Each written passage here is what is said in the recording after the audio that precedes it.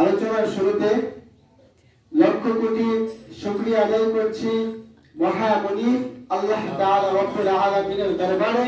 সকলের হৃদয় উজাড় করে কলিজা নিংড়ানো ভাবে রবের দরবারে শুকরিয়া আদায় করছি। সকলে বলছি আলহামদুলিল্লাহ।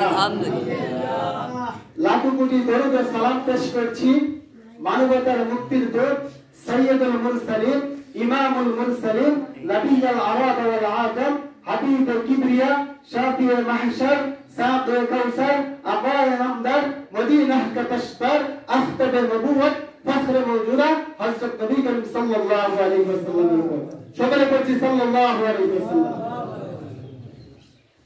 রাসূলের উপর বেশি বেশি দরুদ পড়তে হবে কিনা? সবাই জুড়ে পড়েন সাল্লাল্লাহু আলাইহি ওয়াসাল্লাম।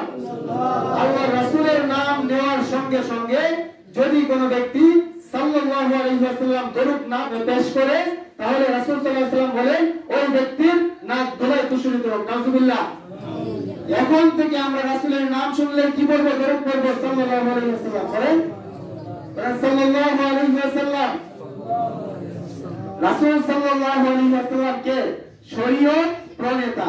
রাসূল সাল্লাল্লাহু আলাইহি ওয়াসাল্লাম যদি বলতেন এই জিনিসটা সঠিক তাহলে এটা কি শরীয়ত হয়ে যেত, আর যদি বলতেন না তাহলে এটা কি শরীয়ত বিরোধী কাজ হয়ে যেত। তাহলে রাসূল সাল্লাল্লাহু আলাইহি ওয়াসাল্লামের উপর সকলে দরুদ পড়বে তো বেশি বেশি। আল্লাহর রাসূল সাল্লাল্লাহু আলাইহি ওয়াসাল্লামের উপর যদি কোনো ব্যক্তি একবার দরুদ পেশ করে আল্লাহ তাআলা রব্বুল আলামিন ওই ব্যক্তির উপরে 10টি রহমত নাযিল করেন। সুবহানাল্লাহ। তাহলে কি দরুদ পড়তে হবে কিনা? পড়তে হবে কিনা? বেশি বেশি পড়তে হবে এবং কি সিস্টেম জেনে এবং মেনে তারপরে পড়তে হবে, ঠিক না? তাহলে প্রিয় ভাইরা আমার, আমরা রাসূলের উপরে বেশি বেশি দরুদ শরীফ পাঠ করব। আল্লাহ তাআলা রব্বুল আলামিন